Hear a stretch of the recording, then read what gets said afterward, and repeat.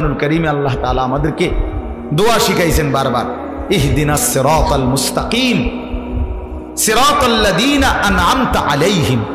অর্থ হলো, আল্লাহ আমি আপনার কাছে সিরাতে মুস্তাকিম সরল সঠিক রাস্তার হেদায়েত চাই। আল্লাহ আমারে দেন সরল সঠিক রাস্তা বাতলে দেন। এখন আল্লাহ পাকের কাছে আল্লাহ আমরা আবার এটাও বলে দিলাম, আল্লাহই শিখাইছেন। এখন আমি আল্লাহর কাছে সরল সঠিক রাস্তা চাই, মানে কি? মানে এখান থেকে জান্নাত, আমার এই লোকেশনটা বলে দেন। বুঝেন না কথা? আমি আল্লাহ জান্নাতে যেতে চাই।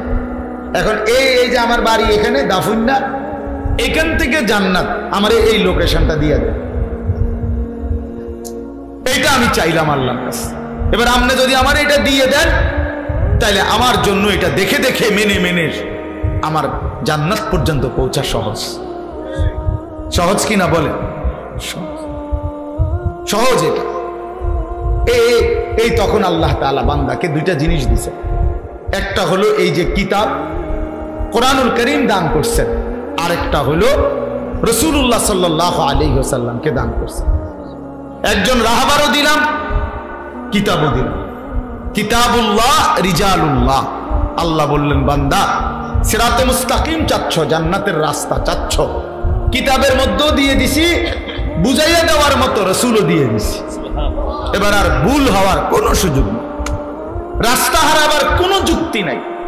বিশ্বাস করেন, আমি সবসময় এটা বলি, আল্লাহ যার রব, মুহাম্মদ সাল্লাল্লাহু আলাইহি সাল্লাম যার রাসূল, কোরআন যার কিতাব, ইসলাম যার ধর্ম, এই চারটি সর্বশ্রেষ্ঠ দৌলত নিয়ামত যার আছে, সে নষ্ট হবে কেন? সে চরিত্রহীন হবে কেন? সে বরবাদ হবে কেন? কিসের অভাবে মিয়া তুমি হারিয়া গেলা? কিসের অভাব? এই চারটাই তো সর্বশ্রেষ্ঠ। আল্লাহই সর্বশ্রেষ্ঠ, মুহাম্মদ সাল্লাল্লাহু আলাইহি সাল্লাম সর্বশ্রেষ্ঠ, কিতাব কোরআন সর্বশ্রেষ্ঠ, ইসলাম সর্বশ্রেষ্ঠ। তাহলে চারটি সর্বশ্রেষ্ঠ নিয়ামত আমার কাছে আছে, আল্লাহ আমার দিছে, আমি এরপরও পথহারা হব? এটা কেমন কথা? কত বড় জুলুম, কত বড় জুলুম। এই জন্য এর চাইতে বড় দুর্ভাগ্য আর কারো হইতে পারে না যে আল্লাহকে পেয়ে ভুল পথে চলে গেল, রাসূল সাল্লাল্লাহু আলাইহি সাল্লামের মতো নিয়ামত পেয়ে ভুল পথে চলে গেল, কোরআনের মতো দৌলত পাইয়া জাহান্নামের রাস্তায় চলে গেল, ইসলামের মতো ধর্ম পেয়ে জাহান্নামের রাস্তায় গেল। কেন? কেন? আমি এবার আপনার উত্তরবঙ্গ দাওয়াত ও তাবলীগের মেহনতে ছিলাম। মিয়া সাহেব ৭২ বছর বয়স্ক চাচা, হিন্দু, ওনার 2 ছেলে মুসলমান। তো 2.5 ঘন্টা আমরা 3 জন আলেম ওনারে কালেমার দাওয়াত দিছিলাম, ইমানের দাওয়াত। তো 2.5 ঘন্টা বলার পরেও, বুঝানোর পরেও, চেষ্টার পরে ওনার মুখ দিয়ে একটা বার এই কালেমা লা ইলাহা ইল্লাল্লাহ এই শব্দটা উচ্চারণ করাইতে পারি। উনি বলতেছেন আমি এটা পড়ব না। উনি এমনি কথাগুলো মানে, বাংলা কথাটি মানে। উনি বলছে ঈশ্বর অদ্বিতীয়, ঈশ্বরের কোনো অংশীদার নাই, এটা উনি কয়, কিন্তু লা ইলাহা ইল্লাল্লাহ এটা কইতে রাজি না। আমি কাঁদছি পর্যন্ত তখন, চোখের পানি ফেলে, যে হায়, খুব বেশি নিজের কাছে তখন আফসোস লাগছে যে আহারে আল্লাহ, ৭২ বছর বয়স্ক একটা লোক, জীবনে কোনোদিন তার জবান দিয়া আল্লাহর কালেমাটা উচ্চারণ হলো না। আর আমারে আল্লাহ, আপনারে নওজোয়ান ভাই, তোমাদেরকে আল্লাহ কত বড় দৌলত দিছে যে আমরা সেই ছোট্টবেলার থেকে কত হাজার বার এই কালেমাটা পড়তে পারছি।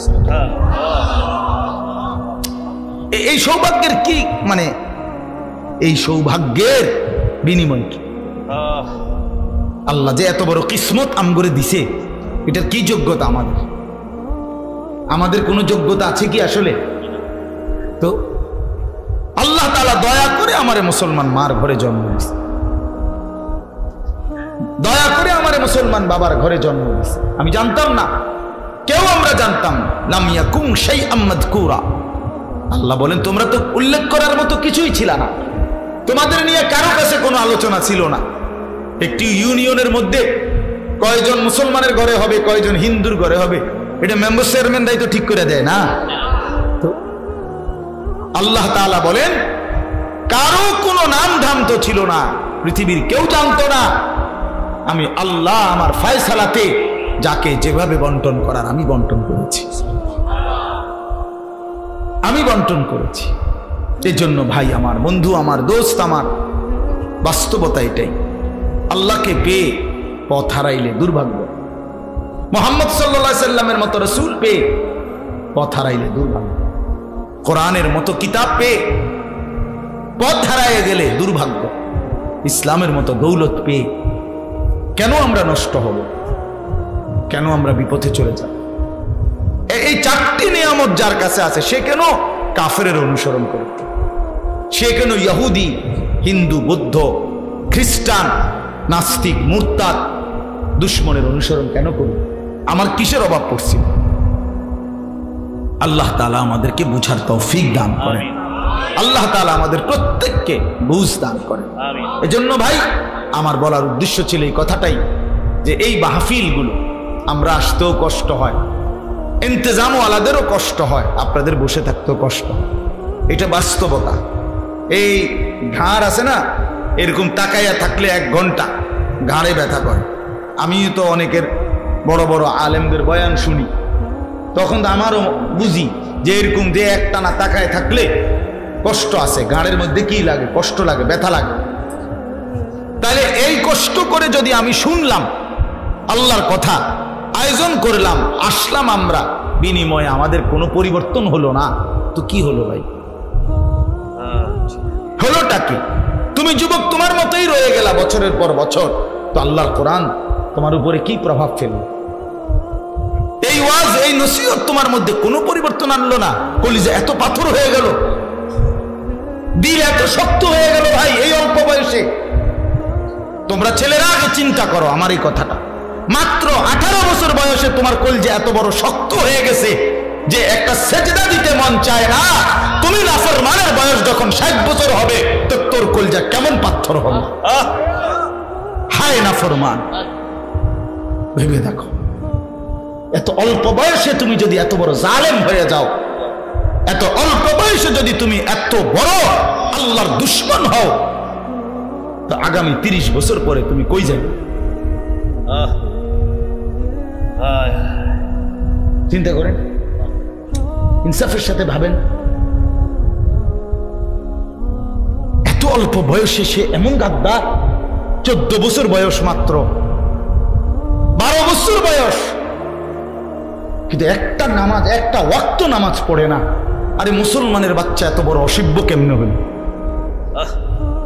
মুসলমানের বাচ্চা এত বড় নিকৃষ্ট কেমনে হইল বলে?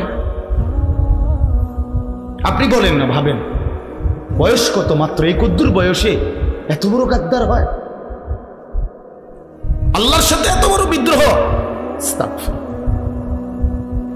আল্লাহ তাআলা কোরআনুল কারীমের মধ্যে বলছে, বান্দা আমার লগে লড়াই করে এত পারতা না।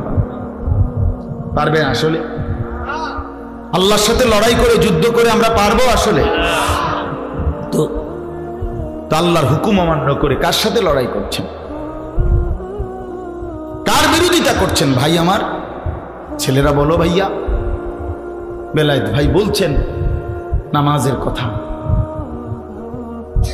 কেন নামাজ পড়তে মন চাবে না? আমি মুসলমান না? নবী সাল্লামের 23 বছরের এই মেহনত আমাদের জন্য, তো সেটা যদি আমরাই প্রত্যাখ্যান করি তো গ্রহণ করবে কে? বলেন না। নবীজি সাল্লাল্লাহু আলাইহি সাল্লামের চুল, দাড়ি, লেবাস, পোশাক, হাঁটা চলা, খানা পিনা, আহার, নিদ্রা, পেশাব পায়খানার সুন্নাত, এগুলো যদি আমাদের পছন্দই না হয় তো এই নবীজির 23 বছরের মেহনত কার জন্য? কাফেরের জন্য না, হিন্দু বৌদ্ধের জন্য। তো তাহলে বলেন, একটা ছেলে বলো ভাই, তুমি একটা বারো নবীজি সাল্লাল্লাহু আলাইহি সাল্লামের মতো কোনো কিছুই অনুসরণ করলা না, তো তুমি মুসলমান পরিচয় দেওয়ার পরে তোমার কাছেই ভাল লাগে না ইসলাম, কোরআন, তো ইসলাম কার জন্য? কার জন্য?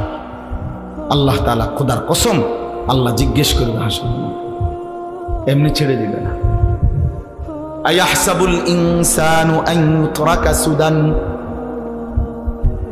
রব্বুল আলামিন বলেন, মানুষ তুমি কি ভেবেছো আমি তোমাকে এমনে এমনে ছেড়ে দেব? না বান্দা, এমনে এমনে ছেড়ে দেব না। আল্লাহ তাআলা বলেন, আহসাহুল্লাহু ওয়া নাসূহ। বান্দা মনে রেখো, আমি তোমার জিন্দেগির প্রতি ঘন্টা মিনিট সেকেন্ড গুনে গুনে রেখেছি, যদিও তুমি ভুলে গেছো, তোমার যদিও মনে নাই, কিন্তু আমি রব্বুল আলামিন গুনে গুনে রেখেছি। বান্দা একটা সেকেন্ডও আড়ালে নাই। ওয়াকাফা বিনা হাসিবিন। আল্লাহ বলে, বান্দা তোমার হিসাব রাখার জন্য আমি আল্লাহ একাই যথেষ্ট। ওয়াকাফা বিদুনুবি ইবাদিহি খবীরাম বাসীরা। আল্লাহ বলে, বান্দা তোমার প্রত্যেকটি গুনার খবর রাখবার জন্যে, দেখবার জন্যে আমি আল্লাহ একাই যথেষ্ট। তুমি আমার আড়াল হইতে পারবা না। আলাম ইয়ালাম বিআন্নাল্লাহা ইয়ারা। আল্লাহ বলে, বান্দা তুমি কি জানো আমি কিন্তু সারাক্ষণ তোমাকে দেখি। কতক্ষণ? রাত গভীরে দেখে কিনা, দিনের আলোতে দেখে কিনা, অমাবস্যার অন্ধকারে আল্লাহ দেখে কিনা। আল্লাহ বলে, তুমি আমার আড়াল হইতে পারবা না, আড়াল হইতে পারবা না। এজন্য ভাইয়া হিসাব দিতেই হবে। দুনিয়ার আল্লাহ তাআলার দুনিয়ার আচরণ একরকম, আখিরাতের আচরণ ভিন্ন রকম। আল্লাহ তাআলা বলছে, বান্দা দুনিয়াতে আমি রহমান রহিমের আচরণ করি, কিন্তু আখিরাতে হাসরের ময়দানে আমি জব্বার কাহ্হারের আচরণ করি। সেদিন আমি হব প্রবল প্রতাপান্বিত, প্রচন্ড রাগান্বিত। সেদিন আমি আল্লাহ তাআলা এক জাররা ছেড়ে দেব না, এক বিন্দু, এক বিন্দু না, এক বিন্দু। লা ইউগাদিরু সগীরাতান ওয়ালা কাবীরাতান ইল্লা আহসাহা। কোরআনে আল্লাহ বলছে, প্রত্যেকটি বান্দা নিজের আমলনামা হাতে নিয়ে দেখবে, আর পৃষ্ঠা উল্টাইয়া দেখবে, একটি ছোট বড় কোনো কিছুই মালা আরে ফেরেশতারা ডান কাদের বাম কাদের লিখা ব্যতীত বাকি রাখে নাই। সব লিখছে, সব।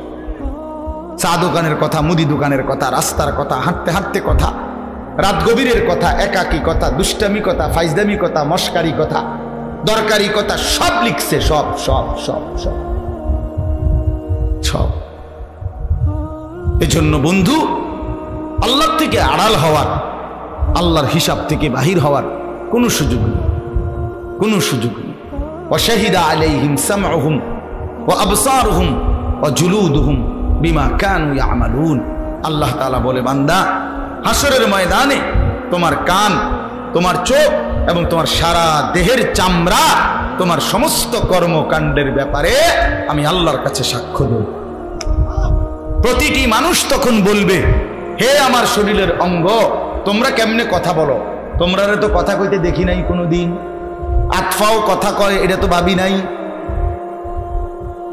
হ্যাঁ, ক্বালু বিমা শাহিদতুম আলাইনা।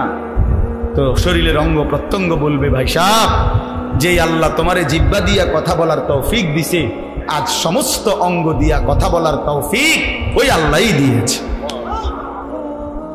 আল্লাহ আদেশ করলে জিহ্বাও কথা বলতে পারে, আল্লাহ আদেশ করলে হাত পাও কথা বলতে পারে কিনা বলেন? বহু প্রাণী নবীজির জামানায় আল্লাহর কুদরতে বহু প্রাণী নবীজির সাথে কথা বলছে। তো কেমনে কইল?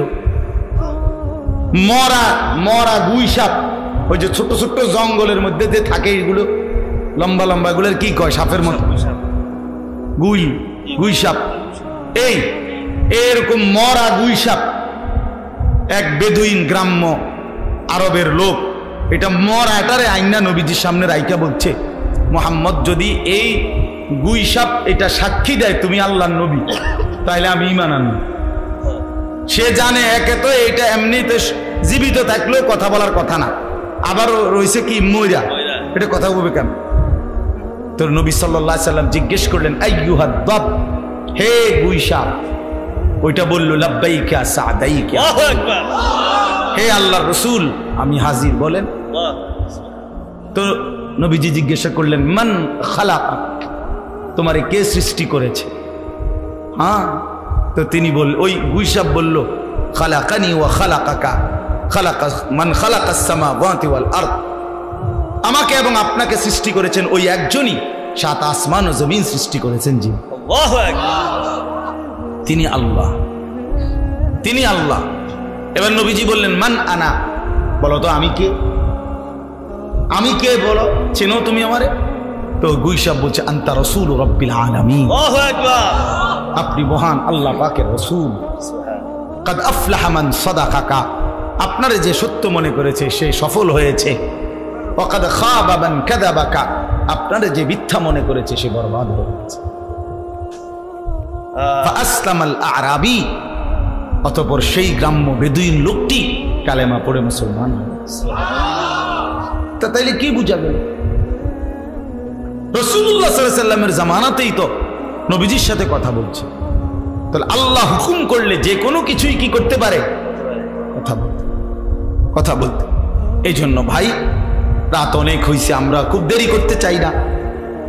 নিজেকে আল্লাহকে বাদ দিয়ে আখেরাতকে ভুলে গিয়ে বাবাদেরকেও বলি, মাঝ বয়সী ভাইদেরকেও বলি, কেউ নিজেরে চালাক মনে করেন না। আমার অনুরোধ, আমি প্রতিদিন একই কথা, আল্লাহরে বাদ দিয়া অন্য কিছুর উপরে ভরসা করেন না। না ব্যবসার উপরে, না চাকরির উপরে, না ক্ষেতের উপরে, না দোকানের উপরে, না সিএনজির উপরে, না অটোর উপরে, না বিদেশের ছেলেটার উপরে, কারোর উপরে না বাপ। আল্লাহকে বাদ দিয়ে কাউকে বন্ধু বানাবেন না। মুমিনের বন্ধু শুধুই আল্লাহ। মুমিনের সমস্ত হাজাত রাওয়া, মুমিনের সমস্ত ছোট্ট থেকে ছোট্ট, বড় থেকে বড় সব প্রয়োজন পূরণকারী শুধুই একজন আল্লাহ। নবীজি সাল্লাল্লাহু আলাইহি সাল্লাম বলছে, উম্মত, যদি তোমার স্যান্ডেলের ফিতাটাও ছিঁড়ে যায়, তোমার স্যান্ডেলের যদি ফিতা ছিঁড়ে যায়, কাউরে বইল না, আগে তোমার আল্লাহরে বলো যে আল্লাহ, আমি এটা মুসিবতে পড়ে গেছি, আমার স্যান্ডেলের ফিতা ছিঁড়ে গেছে, আপনি সাহায্য করেন, আপনি সাহায্য। এত ছোট বিষয়ের ব্যাপারে পর্যন্ত নবীজি বলছেন, কার দিকে ফেরো? আল্লাহর দিকে ফেরো। ওয়ালাল্লাহি ফালিয়াতাওয়াক্কালিল মুমিনুন, আল্লাহ বলেন সমস্ত মুমিনদের উচিত আল্লাহর উপরেই ভরসা করা। আল্লাহ বলেন মুমিন বলে কাকে? ওয়ালা রাব্বিহিম ইয়াতাওয়াক্কালুন, সব বিষয়ে যে আল্লাহর উপরে ভরসা করে। কার উপরে? আল্লাহর নবী বলেন, উম্মত মনে রেখো, সারা পৃথিবী যদি একত্রিত হয়ে তোমার কোনো উপকার করতে চায়, পারবে না। উপকার কেবল সেটাই হবে যেটা আল্লাহ তোমার জন্য লিখে রেখেছেন। সারা পৃথিবী মিলে যদি তোমার কোনো মুসিবতে ফেলতে চায়, কেউ পারবে না। মুসিবত, বিপদ, অ্যাক্সিডেন্ট সেটাই হবে যেটা আল্লাহ তোমার জন্য লিখে রেখেছেন। নবীজি বলছেন, ওয়ালাম আন্নাল উম্মাতা লাউ ইজতামাআত আলা আন ইয়ানফাউকা বিশাইইন লাম ইয়ানফাউকা ইল্লা বিশাইইন কাদ কাতাবাহুল্লাহু লাক। মাখলুক কোনো উপকারও করতে পারে না, মাখলুক কোনো ক্ষতিও করতে পারে না। এক গাড়িতেই একজন অ্যাক্সিডেন্ট হয়, আরেকজন বাইচা যায়। তো বাইচা যায় কেন? ওইতে অ্যাক্সিডেন্ট করলো কেন? আল্লাহ, আল্লাহর ফয়সালা। কথা বলেন না কেন? আমি আমার বন্ধুর সাথে এক মোটরসাইকেলে ছিলাম 2021 সালে। আমার পাওটা ভাঙ্গা গেছে অ্যাক্সিডেন্টে, ওর কিচ্ছু হয়েছে না, ওকে একটু সুতা ব্যথাও পাইছে না। সে মোটরসাইকেল চালাইছে, আমি পিছে এমনি বইয়া আছি, আমার পাওটা ভাঙ্গা গেছে। আজও সেই পাও একটু আমার কাছের থেকে দেখলে কেউ বুঝবে আমি সোজা, একদম পুরা সোজা হাঁটতে পারি না, একটু খোঁড়ায় হাঁটতে পারি, কিন্তু ওই হাঁটাটা আর কি করি পারি না, সোজা হাঁটতে পারি না। তো আল্লাহ তাআলাই যা সমস্ত ফয়সালা আল্লাহ। আমরা মুসলমান বাপ, আমরা ইমানদার। আল্লাহকে বাদ দিলে মুমিনের কোনো মূল্য থাকে না। কোরআন শরীফে আছে, আল্লাহকে যে বাদ দেয়, আল্লাহর সাথে যে শিরিক করে, বিশ্বাস করেন, ফাকান্নামা খাররা মিনাস সামা, আল্লাহ বলেন তারে যেন ফেরেশতা 7 আসমান থেকে মাটিতে ছুঁড়ে মারে। যা নাফরমান, লাথি মারে, একটা লাথি। মুশরিক আল্লাহ বলেন আমারে বাদ দিলি বেঈমান শরম থেকে যা। ফাকান্নামা খাররা মিনাস সামা ফাতাখতাফুহু আত-তায়রু আও তাহদি বিহির রিহু ফি মাকানিন সাহিক। আল্লাহ বলেন মুশরিক আমি আল্লাহর সাথে যে শিরিক করে, আমারে বাদ দিয়া গায়রুল্লাহর উপরে যে ভরসা করে, অন্য কিছুর উপরে যে ভরসা করে, যে কোনো ব্যাপারে নির্ভর করে, তা আমি আল্লাহ তাআলা যেন তারে 7 আসমান থেকে ছুঁড়ে ফেলে দিলাম। এবার কোন পাখি তারে ছু মেরে চিল উড়াইয়া নিয়ে গেল, অথবা ঝড়ো বাতাস তারে কোন মরুভূমিতে উড়াইয়া ফেলায় দিল, যা। এবার আর সে কোথাও তৃপ্ত হয় না, এবার আর কোথাও তৃপ্ত হয় না। মুশরিক কোনদিন স্থির হইতে পারে না। আল্লাহরে বাদ দিলে বন্ধু আর কোথাও নিরাপদ আশ্রয় মিলে না। ফামান লাম ইয়াজআলিল্লাহু লাহু নূরান ফামা লাহু মিন নূর। আল্লাহ বলেন আমার আলোক থেকে যে বঞ্চিত তার জন্য আর কোথাও কোনো আলো নাই। ওয়া মান ইউদ্লিলিল্লাহু ফামা লাহু মিন হাদ। আল্লাহ বলেন আমি যারে পথ হারা করে দেই সে আর কোথাও পথ পায় না, পথ পায় না। তোমরাই দেখো ছেলেরা, এই যে কয়জন ছেলেরা বসছো ভাইয়া, তুমি দেখো তোমার জিন্দেগির কোনো সৌন্দর্য আসেনি এই পর্যন্ত। কোন ধরনের চুল কাটলে সুন্দর হয় এটার কোনো স্থির সিদ্ধান্ত নিতে পারছো নি? কোন ধরনের গেঞ্জি গাও দিলে তোমারে সুন্দর দেখায় এটার একটা চূড়ান্ত সিদ্ধান্ত নিতে পারছো নি? কেমনে হাঁটলে, কেমনে খাইলে, কার লগে আড্ডা দিলে, কি করলে ভাল লাগে তোমার কাছে, তোমার নিজস্ব কোনো স্থির সিদ্ধান্ত নাই। কিন্তু আমরা আলহামদুলিল্লাহ 43 বছর হায়াতে আজ পর্যন্ত আর পাঞ্জাবিও বদলাইতে হয় নাই, টুপিও বদলাইতে হয় নাই, দাড়িও বদলাইতে হয় নাই, লুঙ্গিও বদলাইতে হয় নাই, কিচ্ছুতে বদলাইতে নাই। আগে বুঝা নিছি রাসূলুল্লাহ সাল্লাল্লাহু আলাইহি সাল্লামের সুন্নাত কোনটা, এবার বুঝে ফেলছি মৃত্যু পর্যন্ত এটাই আমার ডিজাইন। খালাস। আল্লাহকে যে ছেড়ে দেয়, রাসূলকে যে ছেড়ে দেয়, সে আর কোনো ঘাটে স্থান পায় না। তার জিন্দেগি ছন্ন ছাড়া, ছন্ন ছাড়া, দুর্বল। এজন্য আল্লাহর উপরে ঈমান, আল্লাহর সাথে মহব্বত, আল্লাহকে আঁকড়াইয়া ধরা, এটাই মজবুত। এটা গুরুত্বপূর্ণ বিষয়, এটা গুরুত্বপূর্ণ বিষয়। বিশ্বাস করে ঈমান সবচেয়ে বড় সম্পদ। এই পৃথিবীটা যদি আপনি 10-12 পান, আরে ভাইয়া, আর যদি আল্লাহকে হারাইয়া ফেলেন, আল্লাহর কসম আপনি কিছুই পান না। পৃথিবীর কিছু না পেয়ে জীর্ণ কুঠিরেও কেউ যদি ইমানদার হয়, হাসরের ময়দানে সে দেখবে বাদশাহ। আমার শায়েখ আল্লামা মুফতি মুশতাকুন নবী সাহেব বলেন, হায় কত কোটিপতি দুনিয়াদার হাসরের ময়দানে গিয়ে দেখবে ফকির। কত জীর্ণ শীর্ণ গরিব দুঃখী ইমানদার হাসরের ময়দানে গেলেই দেখবে বাদশাহ। বাদশাহ, বাদশাহ। এজন্য ভাই এটা জরুরি বিষয়, আল্লাহকে ছাড়তে নাই। আল্লাহকে বাদ দিলে আর কিছুই থাকে না। আল্লাহই মুমিনের বন্ধু, মুমিনের বন্ধু সবচেয়ে প্রিয় আল্লাহ। ওয়াল্লাযীনা আমানু আশাদ্দু হুব্বান লিল্লাহ। কোরআনে আল্লাহ বলছেন যারা মুমিন তাদের সবচেয়ে বেশি ভালোবাসা আল্লাহর জন্য। কার জন্যে? বান্দা যখন আল্লাহকে পুরা ভালোবাসে, আল্লাহও বান্দাকে পুরা ভালোবাসে। এই ভালোবাসা যখন পূর্ণ হয়, আল্লাহ আর ওই বান্দারে জমিনে থাকতে দেয় না, নিজে ডাইকা নিজের কাছে নিয়ে আসে। হ্যাঁ হ্যাঁ, ইয়া আইয়াতুহান নাফসুল মুতমাইন্না ইরজিই ইলা রাব্বিক রাদিয়াতাম মারদিয়া। আল্লাহ তখন নিজেই ডাক দেয়, হে পবিত্র আত্মা আমার, তুমি আমি রবের কাছেই ফিরে চলে আসো। আমিও তোমার উপরে সন্তুষ্ট, তুমিও আমার উপরে সন্তুষ্ট। রাদিয়াতাম মারদিয়া। বান্দা যখন জমিন থেকে বলে আল্লাহ আমি আপনাকে ভালোবাসি, আমি আপনার উপরে রাজি, আসমান থেকে আর শাজিম থেকে আল্লাহ বলে বান্দা আমিও তোর উপরে রাজি। এবার বান্দা যখন বলে আমিও রাজি, আল্লাহ বলে আমিও রাজি। এবার আল্লাহ নিজেই ডাক দেয়, তাইলে আর জমিনে থাইকা লাভ নাই, আমার বান্দা আমার কাছেই চলে আসো। ফাদখুলি ফি ইবাদি ওয়াদখুলি জান্নাতি। আল্লাহ ডাক দিয়ে বলে, বান্দা আমার এমন মোহাব্বতের আরো কিছু বান্দা ওইখানে আছে, ওইখানে ঢোকো, একসাথ হয়ে আমি আল্লাহর জান্নাতের মধ্যে আসো।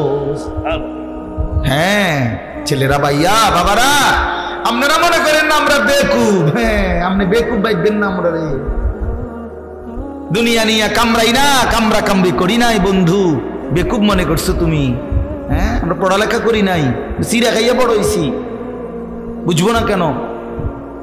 আর 10 জন যদি ভাত মাছ খাইয়া বড় হয়, তো আমরা কি ওটা বন্ডুটি খাইয়া বড় হয়েছি নাকি? এটা বুঝতাম না কেন তুমি? হ্যাঁ, তুমি চালাক হয়ে গেছো। সারাদিন সারা রাত নর্তকীর ছবি, উলঙ্গ নাচ দেখা তুমি যুবক চালাক, আর আমি বোকা। আমি আজকের সারাদিনে 5 ওয়াক্ত নামাজ জামাতের সাথে পড়ছি, আমি বেকুব না? তুমি চালাক। তুমি মানুষের বাড়ি দেখা চালাক, তুমি নর্তকী দেখা চালাক, তুমি উলঙ্গ ছবি দেখা চালাক। এই ফালতু চুলের মডেল, এটা বুঝি বুদ্ধিমান? এটা বুঝি বুদ্ধিমান? কার থেকে নিস? কার থেকে? কোনদিন জিজ্ঞাসা করছুনি সেলুনওয়ালারে যে ভাই এটা কার চুল? পৃথিবীর কোন সভ্য, ভদ্র, মার্জিত, রুচি সম্পন্ন, বিবেকবান, আরে হুজুর বাদ দেন, কোন দার্শনিক, পণ্ডিত, গবেষক, ইতিহাসবিদ, রাজনীতিবিদ, ডাক্তার, ইঞ্জিনিয়ার, সমাজসেবক, জনদরদি, এমন কারো চুল নিয়ে গুলু?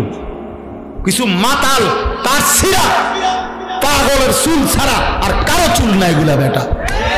আমি চ্যালেঞ্জ করলাম বেটা, এখন দাঁড়ায় বল না যে হুজুর আমার এই বিশ্রী চুল, এটা কোনো বিবেকবান, কোনো ভদ্রলোকের চুল? দাঁড়াও, এখন বলো, বলো এখন যদি প্রমাণ করতে পারো, আমি তোমার সামনে 50 বার কানে ধরে বটনি লাগাবো। এই মোবাইলে ভিডিও হইব, দেখো কার মতো জিন্দিগি সাজলা। এত বড় রসুলকে বাদ দিয়া কোন পাগল ছাগলের কাছ থেকে স্টাইল নিলা? হ্যাঁ, বেউকুফ বেটা। কি পড়ালেখা করছো? এতটি বাংলা, অঙ্ক, ইংরেজি, পদার্থ, জীব বিজ্ঞান পড়া নিজে অপদার্থ হইয়া রইলা। কিতা পড়ছো? এখনো নিজেরই চিনলা না, আল্লাহ চিনলা না, মুনির চিনলা না। মিয়া কোত্থেকে আসলাম, কেন আসলাম, কি করছি, কি করা উচিত, কিছুই আমি জানি না। এটা কি পড়ালেখা করলো আর কি শিখলো? এতে পড়লো কি, শিখলো কি? এটি খরচ হইলো কার পিছনে? বলেন বলেন। বন্ধুর দিকে চাইও না, সামান্যায় ভালো হইতে দেয় না। সাবধান, তোমার সামান্যটার লোকে চাইলে পারতা না, ওই অসতে তোমারে ভালো হইতে দিবে না। হ্যাঁ হ্যাঁ, ওই তোমারে নষ্ট করে দিবে। তোমার চাইতে বড়, তোমার চাইতে দিনদার, তোমার চাইতে ভালো মানুষের দিকে তাকাও, তাইলে জীবনের কিছুটা পাথেও মিলবে। এক সামান্য হয় না, এটা জরুরি বিষয়। আমি এটা সবসময় বলি, সামান্য নষ্ট করে দেয়। আরে দোস্ত দেখ, আল্লাহকে বাদ দিতে নাই ভাই। আল্লাহ তাআলা কোরআনে বলছেন, বান্দা আমারে বাদ দিও না, কষ্ট পাইবা, কষ্ট পাইবা। আমি সব সহ্য করতে পারি, আমার জাত ও সিফাতের মধ্যে বান্দা যখন আমারে বাদ দিয়া অন্য কিছুর উপরে ভরসা করে, অন্য কিছুকে বন্ধু বানায়, আল্লাহ বলে বিশ্বাস করো বান্দা, আমি এটা সহ্য করতে পারি না। হ্যাঁ, আপনি দোকান, এই দোকানটাকে এতটা গুরুত্ব দিছে, নামাজ না না হুজুর কাস্টমারের ক্ষতি হয়ে যাবে, ব্যবসার লস এসে পড়বে। সিএনজি এটারে এতটাও মানে বুঝে ধরছে, যদি নামাজে যায় তো আমার একদিন একজনে কইছে, হুজুর আমি নামাজ ফিরে আইলে হন আমার সিএনজিটা, আমার সিরিয়ালটা 30টার পিছনে যাবে। বুঝছেন না হিসাবটা? ওই সিএনজির একটা কি দেয়, সিরিয়াল দেয় না, স্ট্যান্ডের মধ্যে একজনে কি দেয়, সিরিয়াল দেয়। আরে সিরিয়াল পিছিয়ে দেয় বোকা নামাজ পড়তে। তার মানে সিএনজি তোর খোদা, তোর খোদা সিএনজি, তোর খোদা অটো, তোর দোকান তোর খোদা। আপনার ফুতের বিদেশের টাকা আপনার খোদা। এই জন্য সুদে পারো, কিস্তিতে পারো, জানলে পারো, হারাম। আরে আল্লাহ বলছে সুদ হারাম, রাখো মিয়া, কিস্তি হারাম। আর থো মিয়া, হুজুর মিয়া, আমার টাকা দরকার। আল্লাহর কথা বাদ দেন। এইভাবে গায়রুল্লাহর উপরে নির্ভর করে এরপরে সন্তানকে বিদেশ পাঠাইছে। 3 বছর লাগছে না, 2 বছর লাগছে না, সব আল্লাহর রহমতে বিয়ে কইরা এখন আব্বা বুঝেন তো কি আর এরকম সময় আসেনি, এই সংসারে থাকতে পারে না, শহরে থাকবো, দূর ফুলাফাইন মানুষ করবো, জিভুত মানুষ করবো। বাপ মারে বাদ দিয়ে এখন জিভুত মানুষ করবো। হ্যাঁ, আমরা বুঝি না কার জন্য। আর এখন কি হইলো, আল্লাহরেও হারাইলেন, সন্তানরেও হারাইলেন। কি হইলো মকবুল ভাই, এই হইলো না, আল্লাহরও হারাইলো, সন্তানরেও হারাইলো। সুদের টাকায় ফুত বিদেশ পাঠাইয়া, কিস্তির টাকা দিয়ে পাঠাইয়া আল্লাহরে তো কি হারাইলো। এবার ফুতো গেছে গান, ফুতো আগের মতো খবর লয় না তো। এবার ফুতো গেল, খুদাও গেল, আল্লাহও গেল, আমনে কি হইলে না, খাসিরাত দুনিয়া ওয়াল আখিরা। আজকে এটাই কথা, আল্লাহকে বাদ দিতে নাই। প্রিয় বন্ধু আমার, বাপ আমার, হাত জোড় করে বলি, আল্লাহকে বাদ দিতে নাই। আল্লাহই মুমিনের বন্ধু। মুমিনের বন্ধু কে? আল্লাহ। সব সইতে পারে, আমলের কমতি আল্লাহ তাআলা মাফ করে দিতে পারে, কিন্তু আল্লাহর জাতের মধ্যে, আল্লাহর উপরে নির্ভরতার ক্ষেত্রে আল্লাহ বলে আমারে বাদ দিলে আমি আর সহ্য করতে পারি না। আল্লাহ বলেন বান্দা আমি সব মানতে পারি, কিন্তু আমি শিরিক মানি না, আমারে বাদ দিলে আমি মানি না। অন্য কাউরে বন্ধু বানাইবা না, অন্য কিছুর উপরে ভরসা করো। ভরসা করতে হবে কার উপরে? বন্ধু বানাবেন কাকে? একটা সুন্দর ঘটনা শুনেন, আমরা শুনছি বড় আলেমদের মুখে।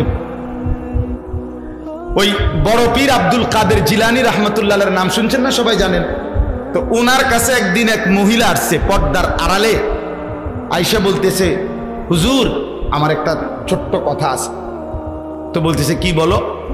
তো ওই মহিলা পর্দার আড়াল থেকে বলতেছে হুজুর বিশ্বাস করেন আল্লাহ তাআলা আমাকে অনেক বেশি রূপ সৌন্দর্য দান করছে, আমি অনেক সুন্দরী নারী, আমারে আল্লাহ যথেষ্ট পরিমাণ রূপ যৌবন সৌন্দর্য দান করছে।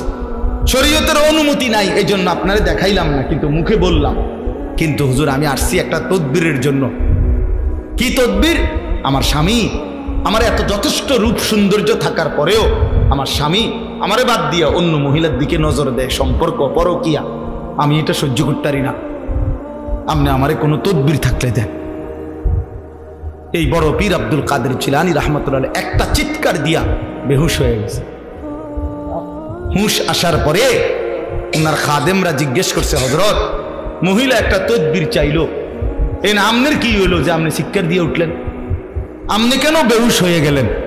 তখন তিনি বলেন বাবা শোনো, এই মহিলার এই কথা আমারে বহুত বড় এক সবক দিল। এই মহিলার কথার থেকে আমি বুঝলাম, হায় এক সাধারণ মহিলা তার স্বামীর মধ্যে আরেকজন শরীক সহ্য করতে পারে না, আমার আল্লাহ এত বড় কায়নাত দিয়ে তার সাথে কেউ শরীক করলে তিনি কেমনে সহ্য করবে? বুঝেন নাই কথাটা? এত কিছু দিয়া আল্লাহ আমারে পাইল্লা যদি আমি সেই আল্লাহর সাথে শরীক করি, আল্লাহ কেমনে সহ্য করবে? আমি এই বেডির কথা থেকে এটা বুঝছি। হ্যাঁ, কারে বাদ দিলেন ভাই? সারাদিনে আল্লাহর নামটা মুখ দিয়ে বাইর হয় না, কত বড় নিকৃষ্ট মুসলমান। সারাটা দিনে 24টা ঘন্টার মধ্যে আল্লাহকে একটা সেজদা দিতে মন চায় না, কত বড় গাদ্দার এটা, কত বড় নিকৃষ্ট এটা, কত বড় অসভ্য, কি আশ্চর্য এটা! এভাবে আল্লাহকে মানুষ বাদ দিয়ে ফেলে এক মুসলমান হইয়া, এক মুমিন হয়ে। এই জন্য এবার মজার কথা হলো, আমি আয়াতের তর্জমা বলবো, আগে শুধু বাংলা এমনি বুঝাই। আল্লাহ তাআলা বলছে বান্দা শোনো, আমারে বাদ দিয়া যে যাকে বন্ধু বানাইলা সে যেন মাকড়সার মতো। কিসের মতো? আল্লাহকে বাদ দিয়ে অন্য কিছুর উপরে যে ভরসা করে, বন্ধু বানায়, প্রিয় বানায়, সে যেন একটা মাকড়সা। ওই লোকটা ওই লোকটা যেন একটা মাকড়সা। কেমন মাকড়সা? যে মাকড়সা একটা বড় যত্ন করে ঘর বানাইলো। মাকড়সার ঘর দেখছেন?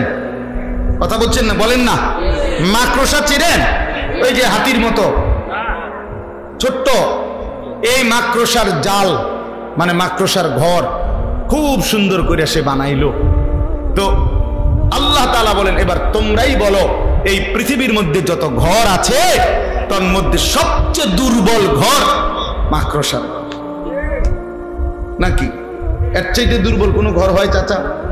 না, মাকড়সার ঘর। এটা যদি একটু একটু বাতাস আসে ছিঁড়া বিড়া পড়ে যাবে। একটা 6 মাসের বাচ্চাও যদি তার হাতালগি দেয় পড়ে যাবে, পড়ে যাবে। এত দুর্বল ঘর। আল্লাহ তাআলা বলেন ঠিক এরকম ভাবে আমি আল্লাহকে বাদ দিয়ে যে বা যারা অন্য কিছুকে বন্ধু বানায়, অন্য কিছুর উপরে ভরসা করে, তারা যেন মাকড়সার মতো যে একটা ঘর বানাইলো আমারে বাদ দিয়া অন্য কিছুর উপরে। আর মনে রেখো, সামান্য ঝড়ে সবচেয়ে দুর্বল ঘর মাকড়সার ঘর। আমি আল্লাহরে বাদ দিয়েও সে যাকে ধরলো, এইটাও তার জন্য ঠিক এরকম ক্ষণিকের মধ্যেই অচিরেই অল্প সময়ের ব্যবধানে এটা হারিয়ে যাবে। ওই নেতা না থাকবে না, ওই ঘর থাকবে না, আপনারে রাইখাই। আরে মিয়া, আপনার দোকানের জাকাত রাইখাই ওরা আপনারে কবরে পাঠাই দিবে। আপনার ঘর আপনার ঘরের মধ্যে রাইখাই আপনারে কবরে পাঠাই দিবে। আপনার সন্তানরা, পরিবারের বাচ্চারা, স্ত্রী সন্তানরা আপনারে তারা মাটির উপরে ধাইকা আপনারে মাটির নিচে দাফন করবে, দাফন করে। আপনি যাদের জন্য আল্লাহকে ছেড়ে দিছিলেন, যে সংসারে হাসি ফুটানোর জন্য, বউ বাচ্চার সংসার করার জন্য আপনি এক ওয়াক্ত নামাজ পড়তে পারেন নাই, আল্লাহকে ডাকতে পারেন নাই, আল্লাহরে ভুলে গেছেন বহু আগে। আল্লাহ তাআলা বলেন তুমি একটা মাকড়সার ঘর বানাইছো। তুমি মনে রাখো বান্দা, মাকড়সার ঘর টিকে না। ঠিক আমারে বাদ দিয়া যে যাকে ধরছো সেটাও টিকবে না, টিকবে না। আমারে বাদ দিয়া কোনো নেতা, আমারে বাদ দিয়া কোনো কর্মী, আমারে বাদ দিয়া কোনো দল, আমারে বাদ দিয়া কোনো পার্টি, যার উপরে ভরসা করবা সেটা টিকবে না, সেটা থাকবে না। আড়াইটার পরে পরের দিনের আড়াইটা পর্যন্ত আর খুঁজেও পাওয়া যায় না। বেশিক্ষণ লাগে, 1-2:30 থেকে পরের দিনের আর 2:30 যায় না। 2:30 যখন ভাগছে তো পরের দিনের 2:30 পর্যন্ত আর কিচ্ছু নাই, কিচ্ছু নাই। তো 16 বছরের সাজানো সংসার কই গেল? হ্যাঁ, 16 বছরের নেতারা কই? 16 বছরের কর্মীরা কই? 16 বছরের দাপট কই? 16 বছরের অহংকার কই? 16 বছরের বড়াই কই? কই বাবা? মাতালুল্লাযীনা ইত্তাখাযু মিন দুনিল্লাহ। এই তরজমা শুনেন।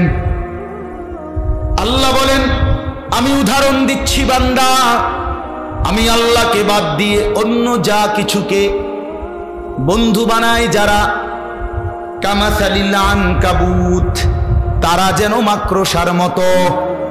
কিসের মতো? ইত্তাখাযাত বাইতান, যে একটা ঘর বানিয়েছে মাকড়সা।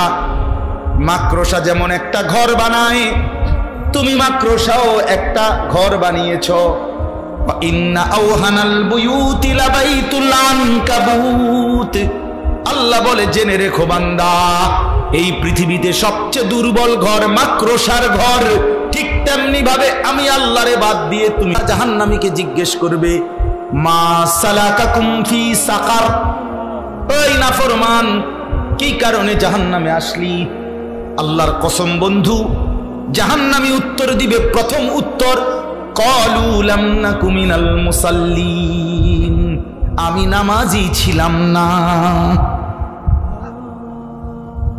আল্লাহ কোরআনে বলছেন কাল্লা ইদা বালাগাতিত তারাকি, আল্লাহ বলেন নাফরমানের মৃত্যু যন্ত্রণা হবে বড় কঠিন। কণ্ঠনালী পর্যন্ত, রূহটাকে কলিজার থেকে আজরাইল একটা টান দিয়া ছিঁড়ে ফেলবে, ছিঁড়লেই রূহটা কণ্ঠনালীর কাছে আসবে। এবার কণ্ঠনালী দিয়া রূহটা বাহির হতে চাইবে না।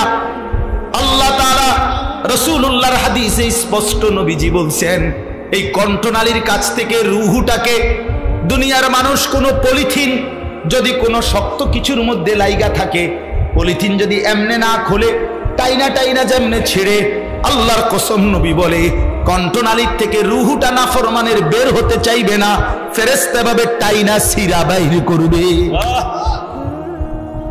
কাল্লা ইযা বালাগাতিত তারাকি, আল্লাহ বলেন এমন কষ্টের মৃত্যু, এমন কষ্টের মরণ কেন হবে জানোনি? ফালা সাদ্দাকা ওয়ালা সাল্লা, কারণ সে আমি আল্লাহরে মানে নাই আর নামাজ আদায় করে না।